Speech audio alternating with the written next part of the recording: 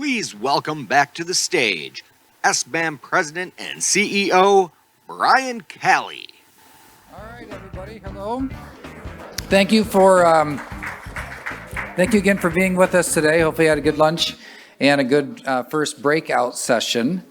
And I wanted to, as I introduce the panel, so there's going to be a panel discussion here today.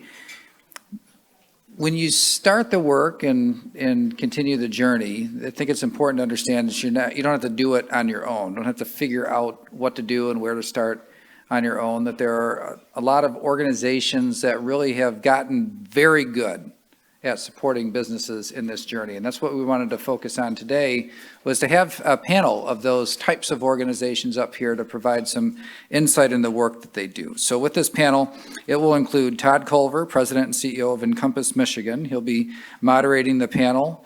Colleen Allen, President and CEO of the Autism Alliance of Michigan. Jennifer Grace, Executive Director of the Arnold Center. And Tom Minnick from the Vice President of Logistics at Peckham. Please come on up.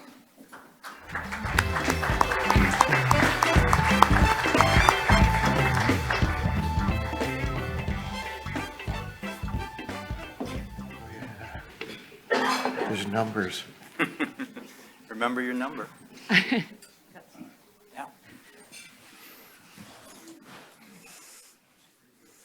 Good afternoon, everyone.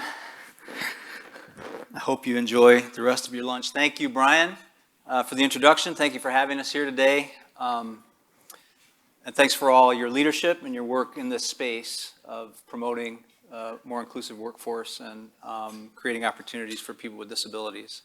SBAM is a great organization. We're proud to be a part of this event, so thanks for that. My name is Todd Culver. I work for an organization called Encompass Michigan. That's a statewide network of comprehensive human service providers. And we work together to help develop independence and achieve inclusive communities. What that means is we're made up of about 50 mission-driven businesses all over the state, woven into the fabric of communities throughout Michigan. And the mission for our members is enhancing the quality of life for people who live with a disability or other barrier to accessing their community. And a big part of that mission for the majority of our members is employment, helping folks to prepare for and get and keep a good job, and our members support individuals with a broad range of barriers. What we wanted to do this afternoon is share a little information with you about that work, really from a dual perspective, because our members are self-described as service providers. So through processes that we sometimes refer to as job development or job coaching, we help candidates assess skills, work with businesses to find a great match where those skills and maybe previously hidden talents would be a good fit and a benefit to that employer, and also providing on-site supports to making sure that those candidates are successful. But a large number of our members also are business owners and operators, employing people with disabilities. So we wanted to share that story of how the work that we do can support you as businesses in your journey, as well as share a little bit about the experience of employing people with disabilities and the value that that brings to that workplace and that business. So I'm going to introduce my colleagues next and keep myself on script here.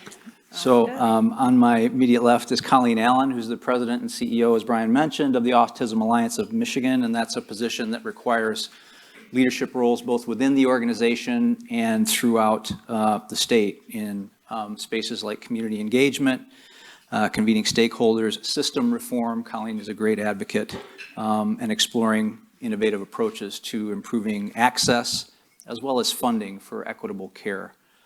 Prior to joining the Alliance in 2011, Colleen founded and directed the Henry Ford Health System's Center for Autism and Developmental Disabilities as part of a 20-year clinical career, serving low-income and impoverished populations in the city of Detroit.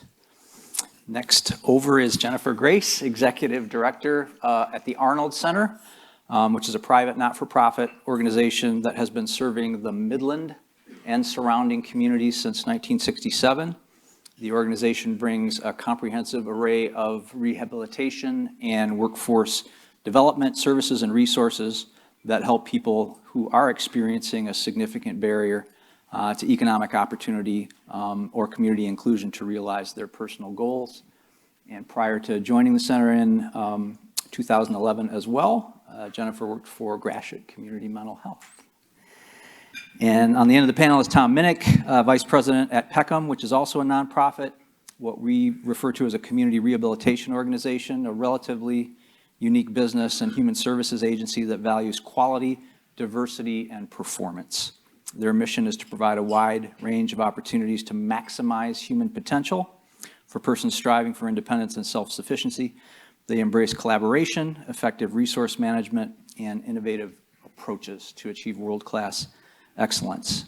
Tom has been with Peckham since he was a teenager, apparently, for over 27 years, after 8 years of military service, which included a variety of supply and logistics functions for the U.S. Army. Thank you for your service, Tom, and thank you all for being here with me this afternoon. I'm going to start with a question for Colleen. One of the initiatives launched through the Autism Alliance is Upbound Staffing, which is kind of a labor market intermediary that can serve as a business solution and a pipeline for talent, including hidden talent. Can you talk a little bit about that business model for Upbound? I will. I know I only have 10 minutes, and I also know why they put me next to you, so you can slug me when I'm going over. So yeah, I've been thinking about the best way to present this, and a little bit of history is needed to begin. First of all, Autism Alliance is a statewide professional organization, and our mission, like many here, are to increase opportunity, raise expectations, basically make life easier for individuals and families living with autism. So we serve the entire lifespan. Employment is really one pillar of three that we have been focused on for years.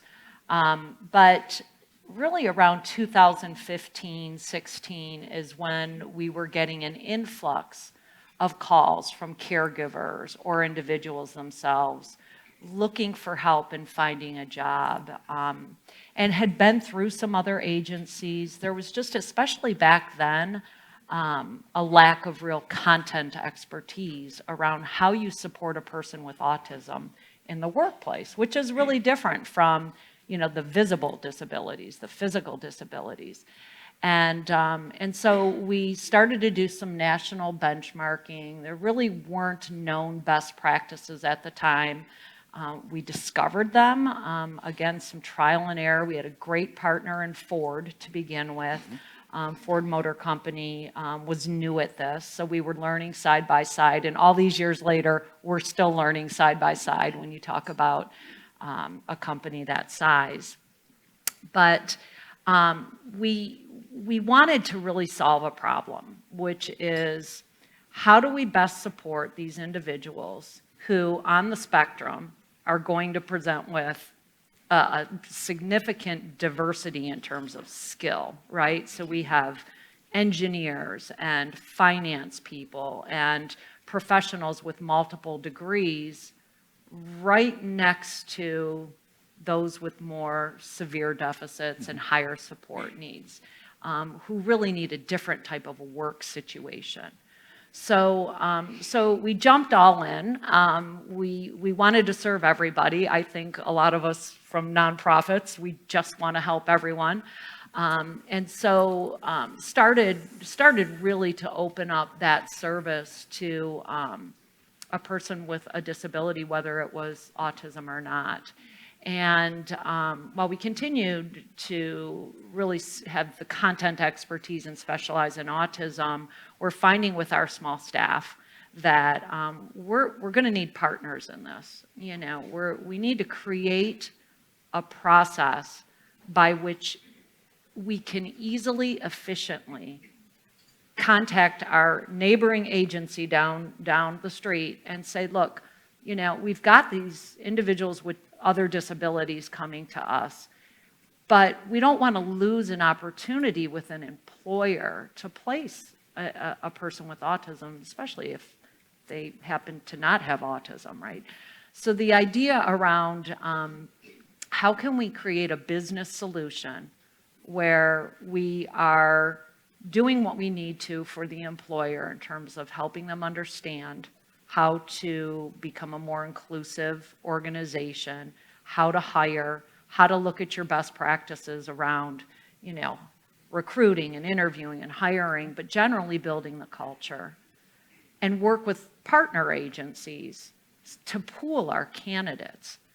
And so we really began the work of sort of this statewide, thinking very, conceptually, a statewide staffing entity is really what we originally started with. That we would engage with employers, we would pool candidates, we'd have this, diverse supply of individuals to meet the employer demand.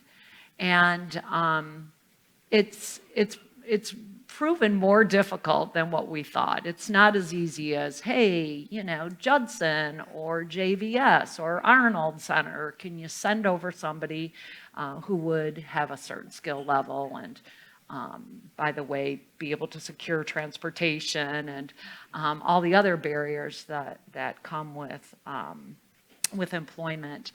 And so we set out on a pilot last year and just, with a few individuals working with our employer partners. So we're going into this with we're accountable to those employers to find the best match, to support that individual, but had to really work through the processes with our partner agencies in terms of what we all define as job ready. How we all support that individual, because the goal is to streamline the process for our employers, make it easy.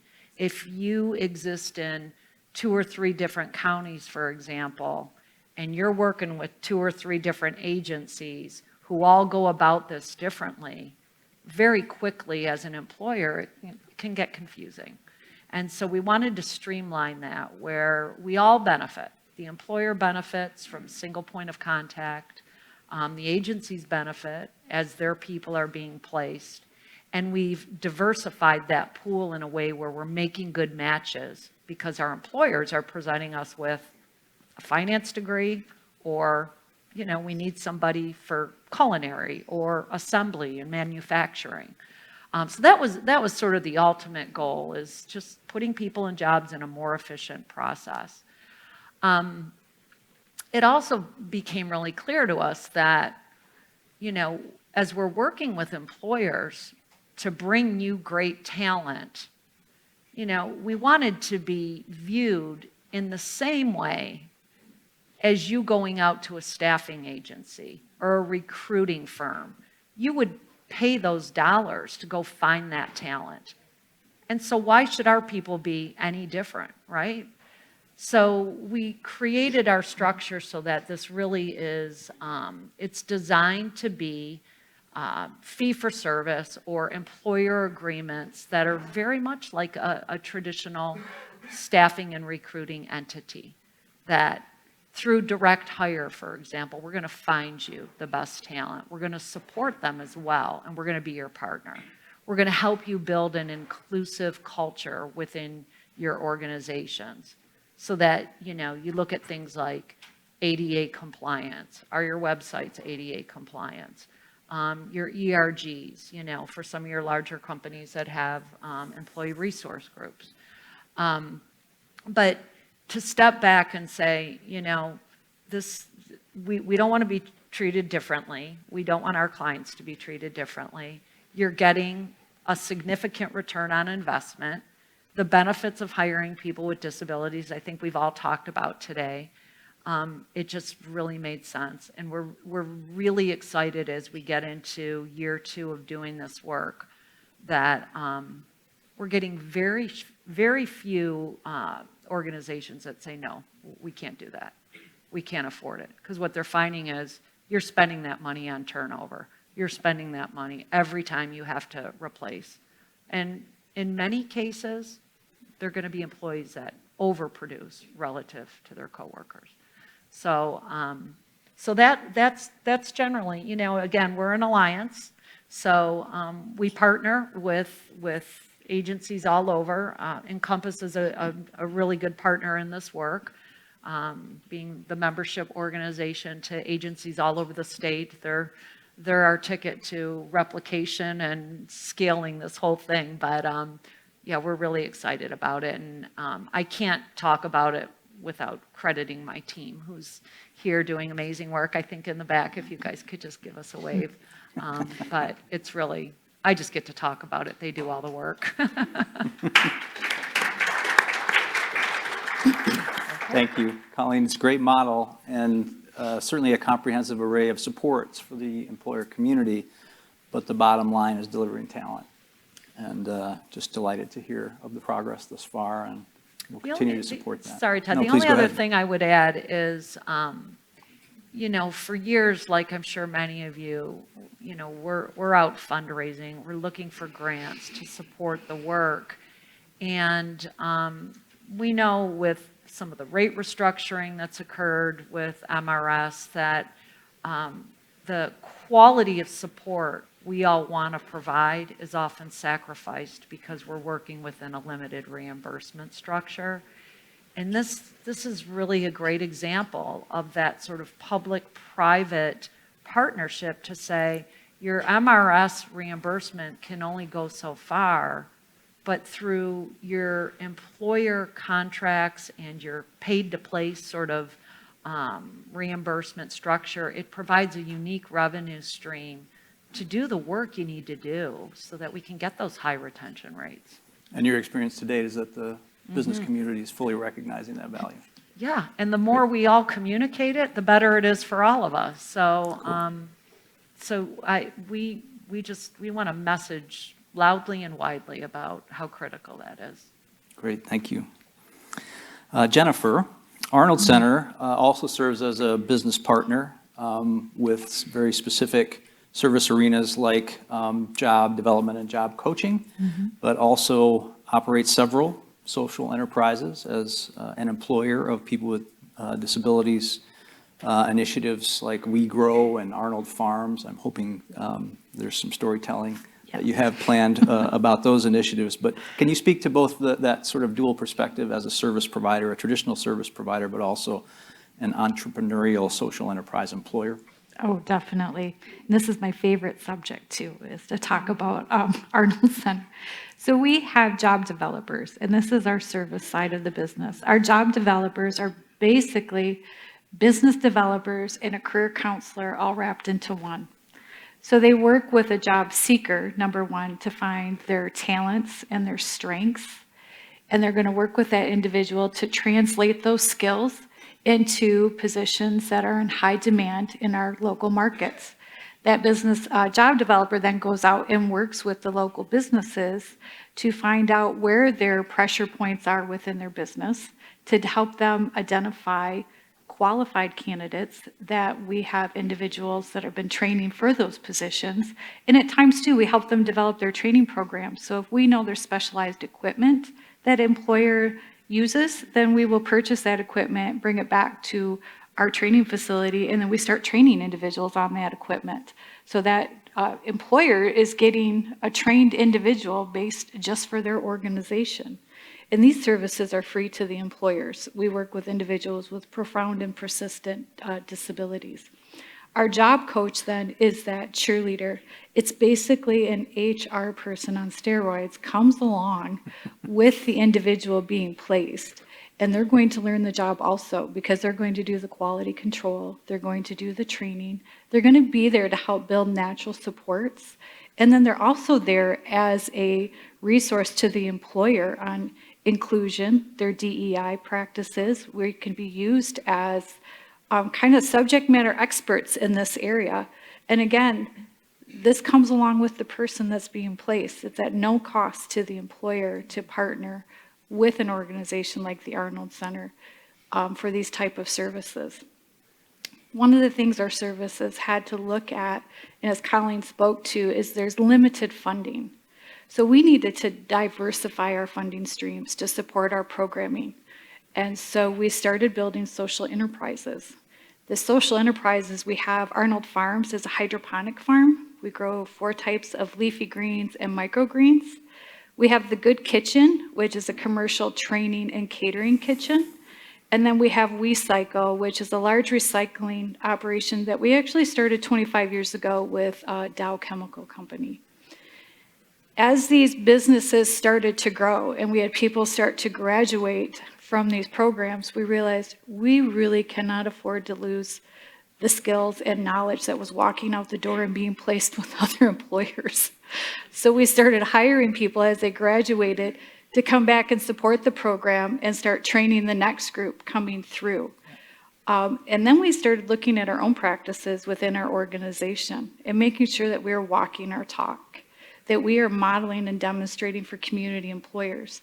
Currently, we're over 15% of our staff are individuals with documented disabilities. And I can tell you for the first time in over 10 years, I do not have any active open positions in my organization. And that's tremendous right now, especially given the staffing crisis that many of us are experiencing.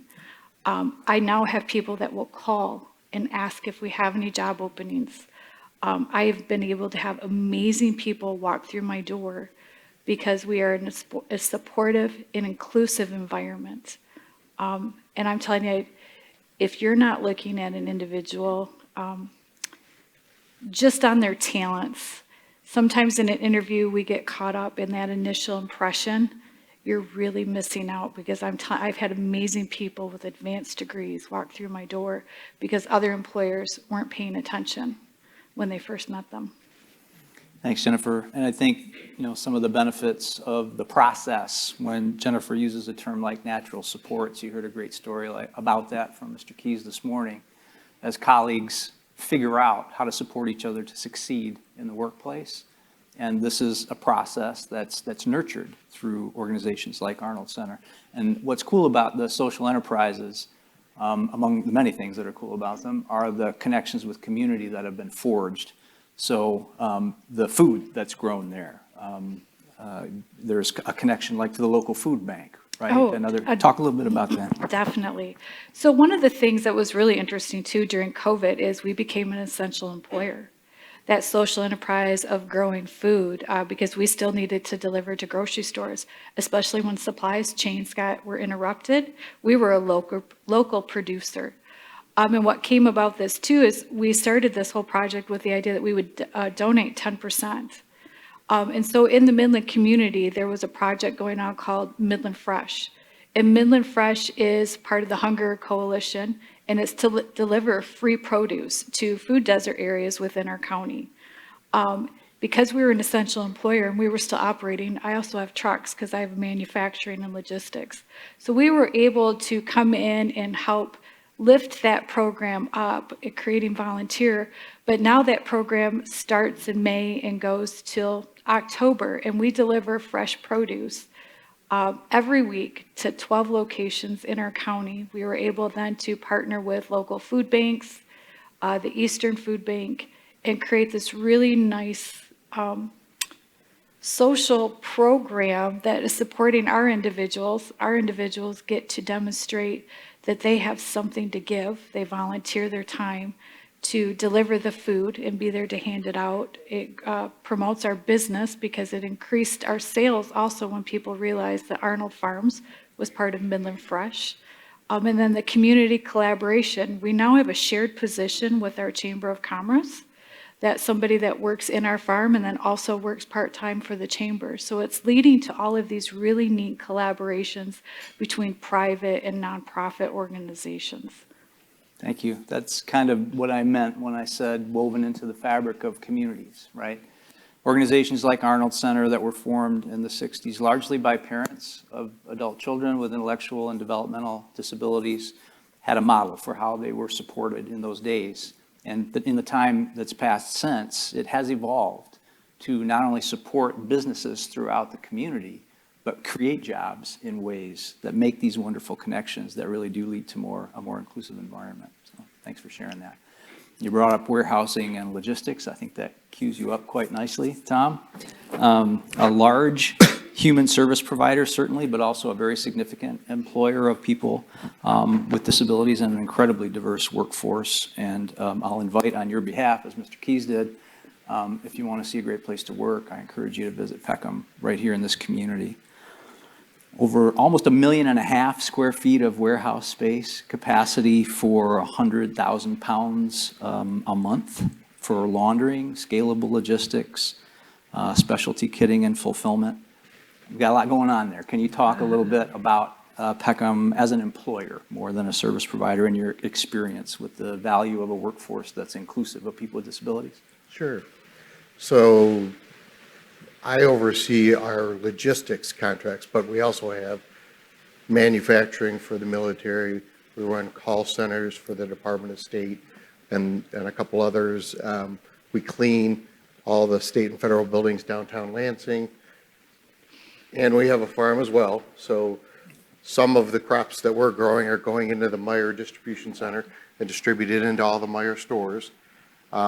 For supply chain specifically, as you mentioned, I've got 1.5 million square feet in the Lansing area where we're warehousing, cleaning, repairing clothing and tactical gear for the Army and the Department of Defense. So my workforce is about 87% disabled with a documented disability. And we found that with my workforce, I have 2 to 3% of my workforce that are leaving on a monthly basis, going to other jobs, whatever. So I'm retaining 97, 98% of all my workers. We're an essential employer, so all throughout COVID, we were somewhere between 85 and 90%, and everybody came to work, and everybody picked, packed, and shipped to the government, and there was no slowdown at all in our business lines. So we work closely with the human services part of our organization, and they'll wave over there. Hi. So they place people with me. We do job tryouts for people. We look at the skill level of the person and then find the job that would match them. An example would be I have somebody who's visually impaired and he's got a stretch wrap machine on both sides of him. So my forklift drivers drop the pallets up there. This individual puts the stretch wrap on, runs the machine, takes it off, and when they're done, the forklift driver comes and picks it up. So now my forklift drivers don't have to get off the forklift 50, 60 times a day. They can just drop stuff and keep moving and keep picking. So they now can pick 60, 70% more than they could before. Nice. And we've got somebody who's completely blind doing all of this work. We have 10% of my workforce who are hearing impaired. I seem to be getting a lot of hearing impaired lately, where their ask is that when we're having meetings, that we have somebody to interpret, or we're writing down the notes it's on a whiteboard, something, so that they're not in the back of the group. They can't hear, they don't know what's being said, they don't feel like they're valued. So they're leaving and coming to work with somebody who will value their skill set. Nice. Thank you. So, example of a great place to work, good paying jobs with benefits, opportunities for advancement, working alongside people with and without disabilities. And Tom spoke to the experience that they're having, which is being actually documented in research, that it's not just the kind of cultural advantages of working together to achieve success that Mr. Keys spoke of and through this natural supports process, but the data shows increased levels of productivity when you take the time to be intentional about a more diverse workforce that's inclusive of people with disabilities. So we're very grateful for the opportunity to share a little bit of information with you this afternoon. I think we did a pretty good job keeping the time there, and might have opportunities for a couple of questions, I think, if you'd like, Brian. All right, any questions for the panel?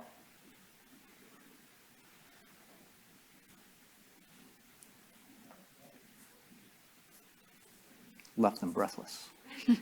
Well, there we go. Actually, maybe if, I don't know, if any one of you could just jump in, just to add a little bit of color to the, just an anecdote, a story of a success that you can share about somebody that was placed in a position, excelled, maybe, maybe even for the first time. I have a great one with Arnold Farms. So the Arnold Center also works with individuals with persistent mental illness. And we had a gentleman that entered our program probably 6 years ago. And when he entered, life had pretty much kicked his feet out from beneath him. He had worked in the banking industry previously. He was actually in finance and a manager, and mental illness, does not discriminate. And so it really kicked his feet out. When he came into our program, he started on our manufacturing floor, and his goal was just to show up every day to work.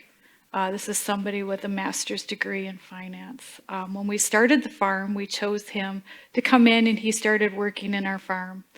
And we could start to see a change. And I don't know if it's the lighting, you have that great UV lighting in there. You feel good when you're in the farm. But he learned every single process, and he started to learn production schedules and sales. And then we realized, he's got this great degree. We can't lose him. We need to keep him. And so when Joe graduated from our program, we offered Joe the job of being the farm manager. And so then Joe was able, he has stayed on as a staff member with us and now trains other individuals to come through our program. But Joe operates this large hydroponic farm. And to hear Joe tell the story of walking in our door, and he was at a repetitive job on a manufacturing floor, and his goal was just to show up, to now that he's back to using his degree and operating the business for us. I think that's just tremendous that we can step in and assist individuals that way. It's a good one. Thanks. I love the idea of showing, the diversity of the types of positions, because like Rick Keys talked about earlier, people have a vision in their mind of what a person with a disability could do, what jobs are for them and which ones aren't, and that's not the right way to look at it. Colleen, how about accounting? Yeah, I mean, it's like another finance story. So I always say my favorite story is still our first.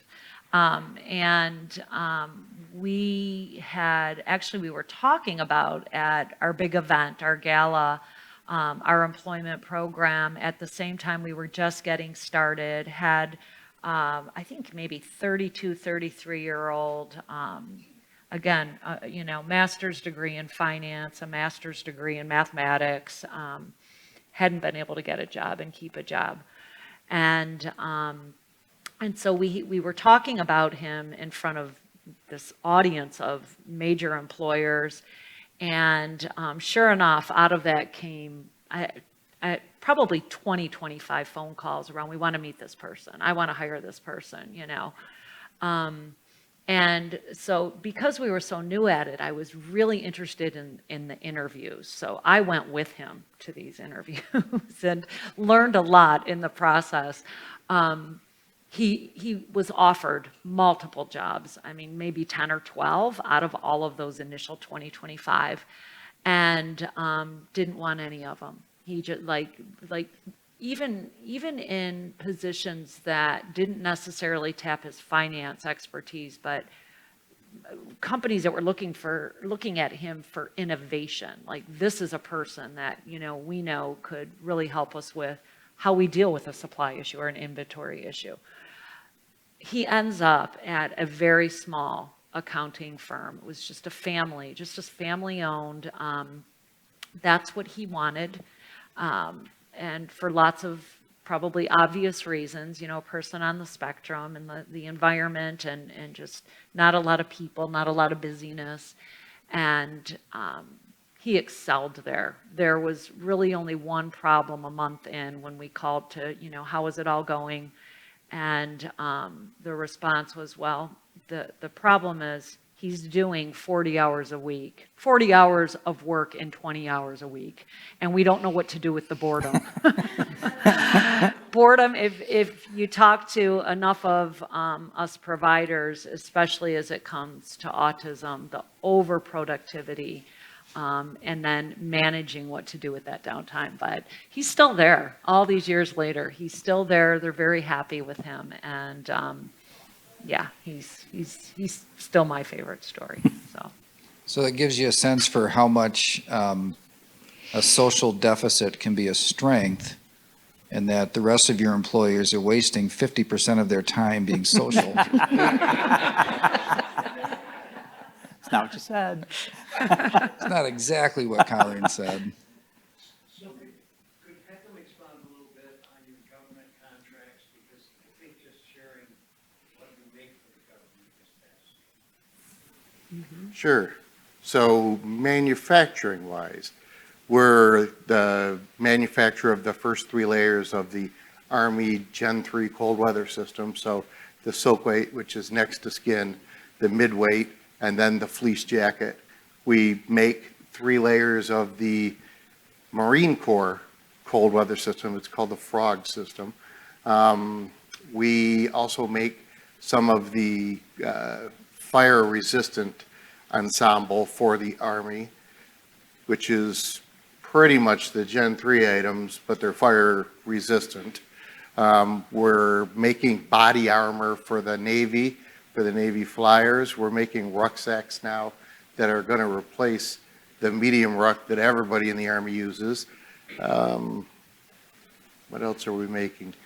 You mean that's it? Yeah. We are making about 32 different products for the government at any given time. And at our peak, we were making about 500,000 garments a month. We're probably down to about 280 right now. All right, one more. I have a question. What would you guys recommend for interviewing practices? You all kind of touched on it a little bit about being non-traditional, thinking out the box. And I know we have some employers here today that may want to stick to that face-to-face type of interview. What would you recommend when you're trying to really engage and be intentional about hiring a person with a disability? What would an interview process look like, or what would you suggest? I'll take a quick stab.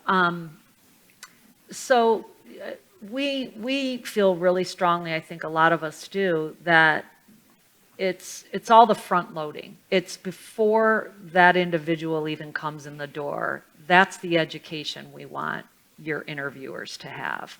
And there's generalities around strategies, how to communicate and what the environment should look like and the pacing of questions. But, especially autism, but I'll say in general, really this goes for all humans. There's unique adaptations that will really benefit both of you. And so knowing a little bit about that person ahead of time will go a long way. So working with a partner, a provider, on how to best prepare for that interview is really the ideal step. Like I said, there's ADA compliance kinds of approaches and making sure that your websites, for example, are accommodating.